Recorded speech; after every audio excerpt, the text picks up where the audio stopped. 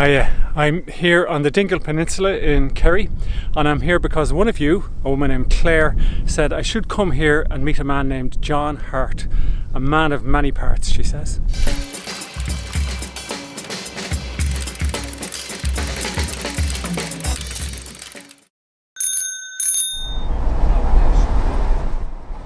If you can tell what someone is into by the contents of their handbag, you can probably also tell what someone is into by the contents of their dashboard.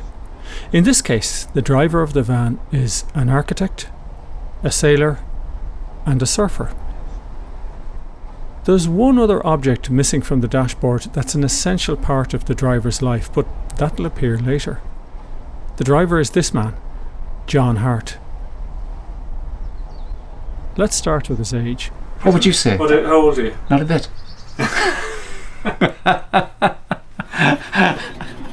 And that's the only time John holds back. Everything else with meeting John is about showing and sharing. For example, he's giving me and the bike a lift in his van. We're going across the mountains and through the Connor Pass when he stops the van. I have a little surprise for you up here, okay? Okay. I don't want to tell you what it is yet, Alright. because I want you to enjoy what happens, you know? Okay. So we'll start motoring up along here. Okay. Mum Brandon is there too, you know?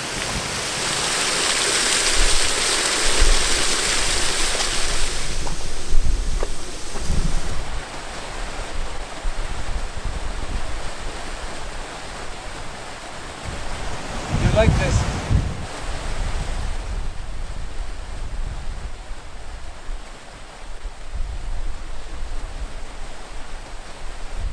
This is Pedlar's Lake on the Dingle Peninsula. You can see sheep spotted all around the little white things.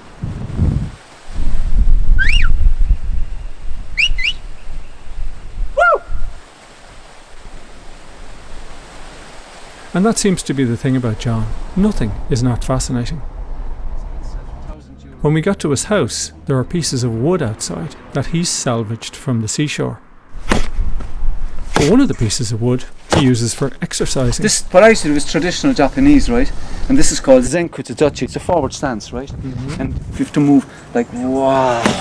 You move the leg forward, right? But what you're actually doing is you're strengthening this area in here. You're thinking of, as I was saying, you're thinking of the ligaments, the muscles, the tendons, and there's going to be a reaction of the wood when you kick it. And I thought that was a little hotel for insects. They're hiding in there as well. See these little things? Again, inside the house, more things offered up by the sea. Shells, stones, simple, done onto a little seaweed hanging off that. And look what happens over here, look, more of it.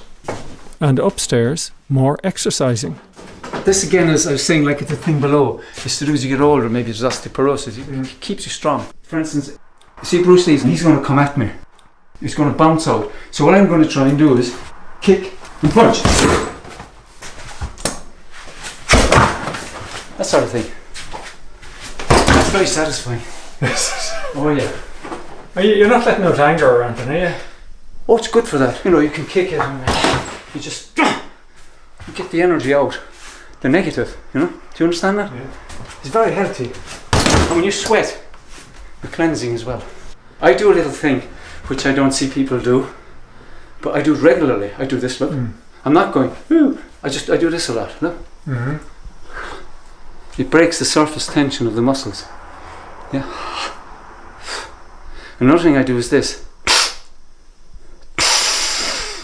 Breathing, yeah? I do a quick breath. God, it's like people say, like, you know, in the bar, and they say, hey, do you snort? I say, yeah, fresh air.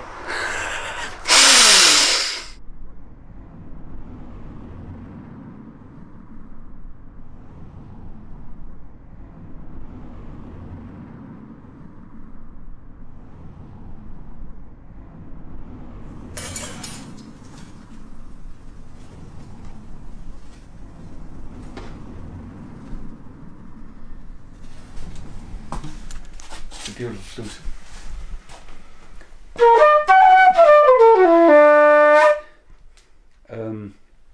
This is from around 1850, I think. Where did you learn? Learn? You just pick it up and do it. No. Yeah. Did you? No teachers? No teachers, no. God. I teach myself everything, right? Okay. It's just a matter of doing it. And then I find after years I might I go to a class on something, and I'll say, Jesus, there's a lot about this. You go through the whole process yourself. It's good to get a lesson, really, in anything, because you beat that whole learning curve. But I just went off and did it. A lot of times just to do with not having the money for it. But I just picked up the instruments and decided I'm playing them. Was there always somebody telling you could do things when you were a child? Like you said, you're driven to learn things. Oh God, they told me I couldn't do anything. I was useless. Did they? Yeah. School was bizarre. So why is your confidence not ruined then? Why were you able to go and do things? Why I was able to? I suppose it's inheriting the warrior spirit. I'm sure of it. Right. Yeah. There's something innate in the cosmos. Some people are lucky to arrive there. I just wouldn't give in. I wouldn't believe it. So by learning, you're kind of trying to prove you can. I was proving to myself that I could do it. So then I've done so many things along the way that you just do what you believe you can do anything.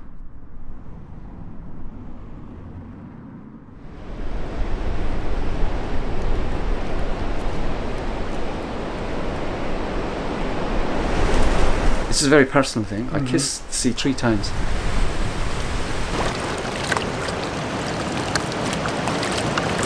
It's my little ritual, and I just say to the sea, take care of me today. You're boss. I do the same thing when I go to the Alps and I go skiing in a similar way, because in the beginning I used to feel intimidated with those big, massive mountains. So I asked it one time, I said, look, as I said, I'm like a fly in a camel's bum. I said, just take care of me, will you?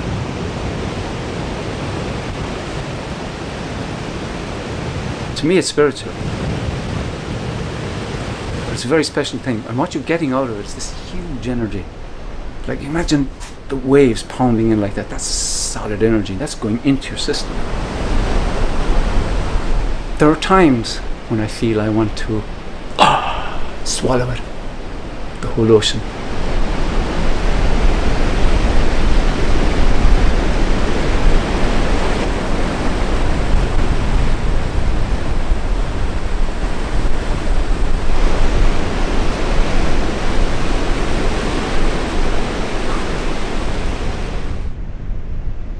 This is kind of a barometer for my physical condition. Okay. Watch, look. I'm a bit out of condition at the moment, you see it? Ah, for God's sake, you're not. Look, No, everyone's allowed to have a tummy. No, when I look down there, I can't see the belt. But look, now I see the belt. That's my barometer. This happens when I have pints and chocolate. I love watching a film and drinking a couple of pints of Guinness and eating chocolate. I love it. So after a while, it gets out of hand. So I kind of go, oh, time to stop. And then with all the exercise, it just disappears again. So this is your list? I put things right at the door, so important things are not forgotten, I collected pallets yesterday. Job done. So you remove him. I have to meet a guy to get some stone on the 14th of September, so I won't forget him. That's great.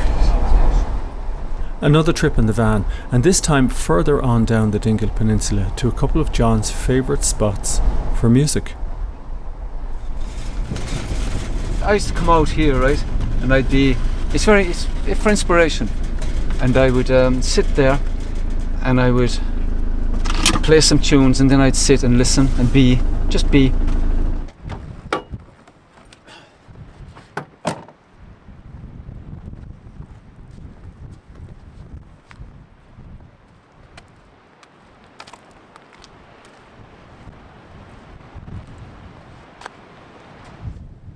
John waves up to the birds in the fields, and usually they come down to him when he's playing his flute here, but usually he has his lunch with them. Because I'd have sandwiches and I'd give him a bit of grub. I watched them teach the bird. The mother knew this guy's handy in Egypt, giving up the food.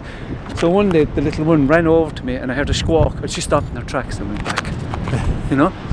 I watched them teach the young ones how to get food and how to fight for food. It was wonderful. Yeah, great. And it's beautiful. I'd be sitting here, look, I'd be playing. And then I'd stop for a while. I'd put up a bit of grub, and they'd come down, they'd hover over my head like that. It's stay in one place and then nibble the food out of my hand. Ah, brilliant. It's beautiful.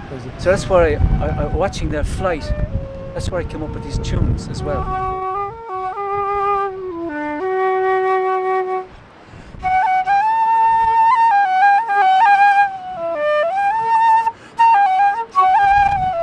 Sometimes you're playing a tune and you know something, it's not perfect. Because the wind is blowing this sideways and you know you get caught with this, you know. And my fingers could be freezing cold.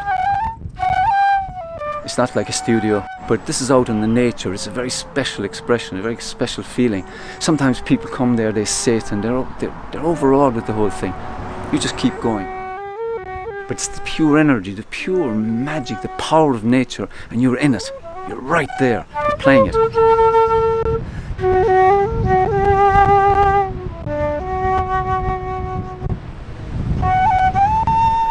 John Harte from the Dingle Peninsula in Kerry.